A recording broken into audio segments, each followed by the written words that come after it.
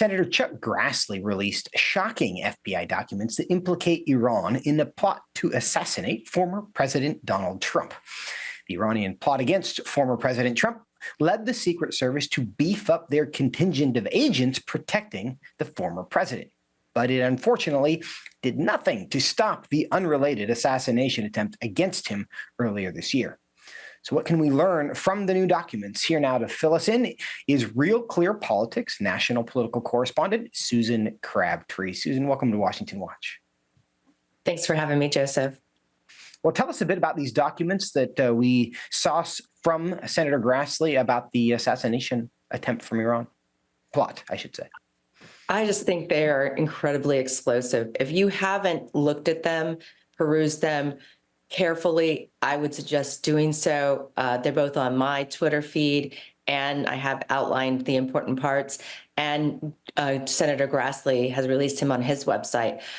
It is granular detail about how this man, this Pakistani man, 46 years old, plotted an assassination attempt with the IRGC, which is the military, a very specialized military force of Iran, to assassinate Donald Trump and possibly other politicians. Although if you read very carefully, it seems that the intent was against Donald Trump, but there was President Biden was mentioned as well as Nikki Haley. In these documents, it's what it is. It's called a proffer, an FBI proffer. It's basically a write-up of an interrogation of this man, Asif Merchant, that the FBI arrested the day before the Butler rally where Donald Trump was there was an assassination attempt against him that killed Corey Comparator. Now, the FBI says those two events are unrelated. They don't believe that the assassination attempt, that Thomas Crooks, the shooter, had any foreign influence at this point in their investigation. And they also believe he acted alone. But these questions about Iran are raising they raise the stakes when it comes to the security lapses on the part of the Secret Service, because the Secret Service was well aware that this Iranian threat existed. That's the only reason there was a counter sniper at that event. But prior to that Butler rally, they did not provide counter snipers to Donald Trump. They did not provide counter surveillance unit, which would have roamed around the rally looking for people just like Thomas Crooks. And I'm told by my Secret Service sources, they would have found him, especially after he raised the rangefinder up towards the crowd, that they would have intercepted him, questioned him, and likely arrested him and got him out of there. Along with all the explosives that were in his car, this could have been a much bigger event, save for the counter sniper and the local law enforcement that took shots and took out Thomas Crooks. It's alarming because of the granular detail of the planning that we see in these documents from Grassley.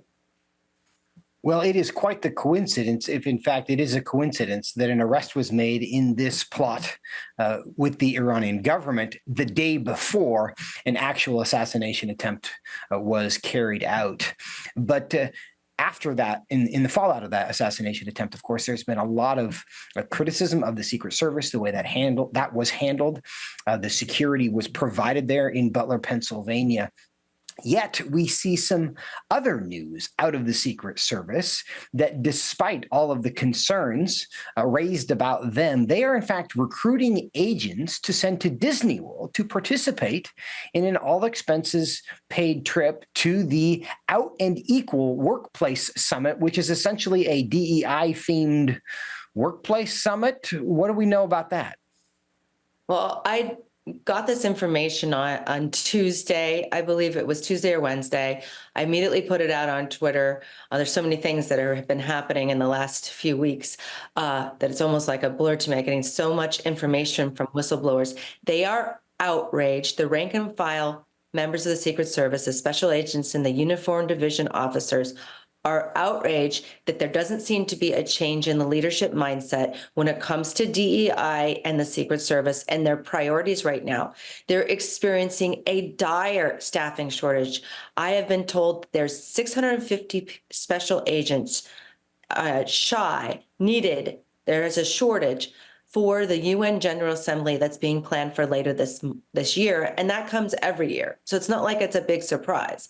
But because of the campaign protective requirements and the need for greater Secret Service deployed to Donald Trump and J.D. Vance and Kamala Harris, they have this shortage. And they're actually announced last week that the military is going to be supplementing these events in the UN General Assembly up until Inauguration Day. So why do we have this email coming out? It's just infuriating, this rank and file nominating. They're asking for nominations to go to this, this LGBTQ leadership event at Disney World right now, when there's such a staffing shortage. Yeah. The special agent who provided this email to me that was sent agency-wide said, this raises huge manpower questions. Why are we doing this in the middle of a shortage? And Susan, the timing of it really is incredible, because the event is October 7th through the 10th. And that is like peak presidential election season. And you mentioned the UN General Assembly event, where there are apparently 650 agents short for that.